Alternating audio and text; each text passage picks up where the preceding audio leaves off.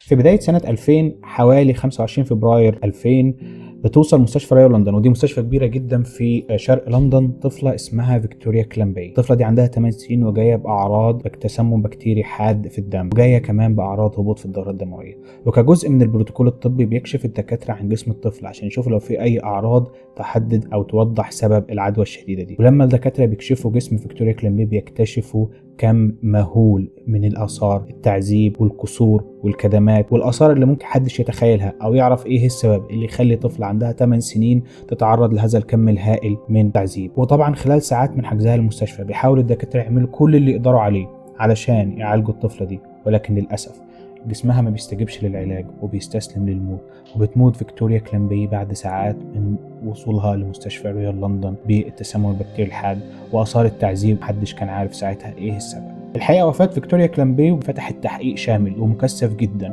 والتحقيقات دي وضحت حاجات لا يمكن تخطر على بال إنسان. عشان تعرف ايه اللي حصل تعال احكي لك القصة من الأول.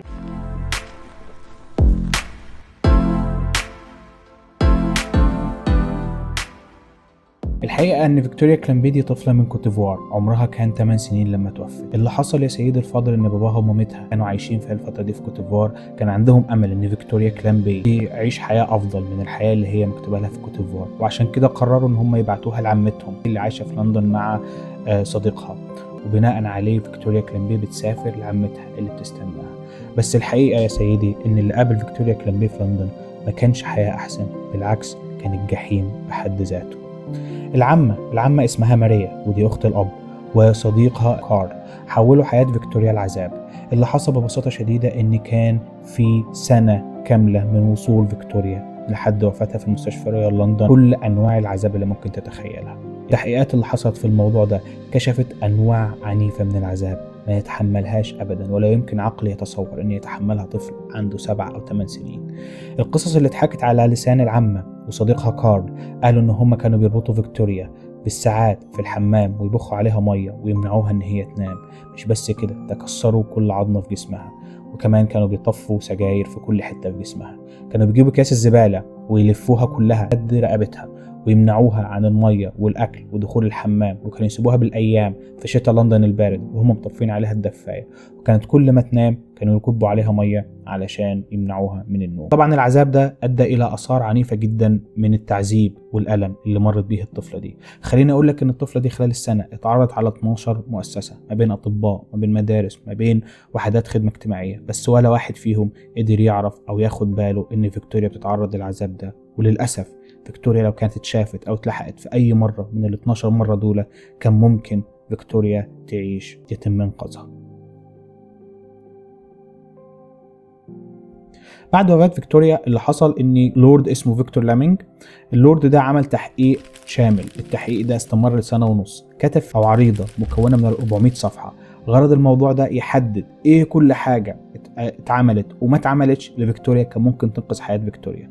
وبناء على التقرير ده كان في توصيات طلعت بسبب الموضوع ده، والتوصيات دي هي اولا انشاء هيئة وطنية لمراقبة وحماية الاطفال، والحاجة التانية وضع معايير للتعامل مع أي بلاغ لإساءة الأطفال، ورقم 3 إلزام كل جهة حكومية إن هي بيجي لها أي تفصيلة عن احتمالية تعرض الطفل أي أنواع من أنواع التعذيب هي إنها تبلغ كل الجهات المختصة. سنة 2003 بعد 3 سنين من وفاة فيكتوريا كلامبي طلع Every Child Matter، وده قانون جديد نعمل كل حاجة ممكنة علشان ما نكررش مأساة فيكتوريا لا يضيع طفل آخر مثل فيكتوريا.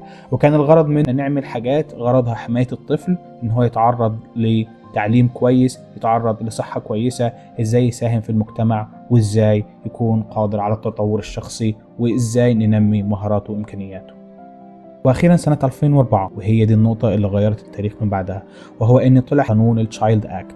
قانون التشايلد اكت ده غرضه ان هو ينشئ منصة او منصب اسمه الدايركتور اوف تشيلدرن سيرفيس. الغرض منه ان هو اللي يرأس كل المنظمات المسؤولة عن حماية الطفل، سواء كانت الشرطة أو التعليم أو الدكاترة أو المدارس أو الجمعيات الأهلية، كلها تكون بترأس بهذا الشخص. هذا الشخص غرضه إيه؟ غرضه إنه هو ينسق وينشر المعلومات بين كل الجهات دي، عشان لو في طفل بيتعرض لأي نوع من أنواع التعذيب او ان هو مش بيلاقي احتياجاته الخاصة، فهو يتم تبليغ كل الجهات المختصة عشان تشارك كل المعلومات، وبهذا الغرض ان هو ما يبقاش في معلومة منهم مزد، او ان هو ما يكونش في حاجة منهم ما وصلتش للناس بشكل كافي تستدعي التحقيق. بناء على هذا الموضوع اقروا حاجة اسمها السيف جاردنج تريننج، وده اي طبيب في انجلترا لازم يكون شغال، لازم يكون عنده سيف جاردنج. والسيف جاردنج تريننج ده بيتقسم لثلاثة ليفلز: ليفل 1، ليفل 2، ليفل 3.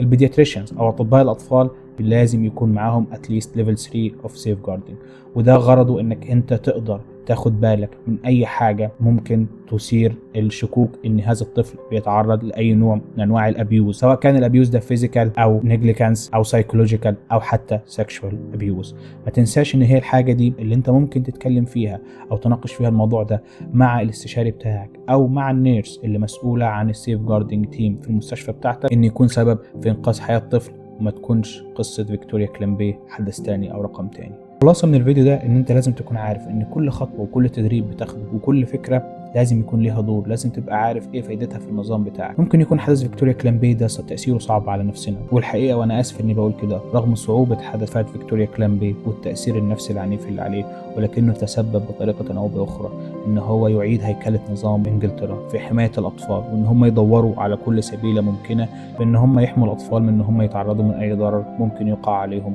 من اهلهم او من الناس اللي بتديهم الرعاية بطريقة او باخرى. لو عجبك الفيديو ده ما تنساش تعمل سبسكرايب، لايك، وتابعنا في الفيديو اللي جاي. سلام.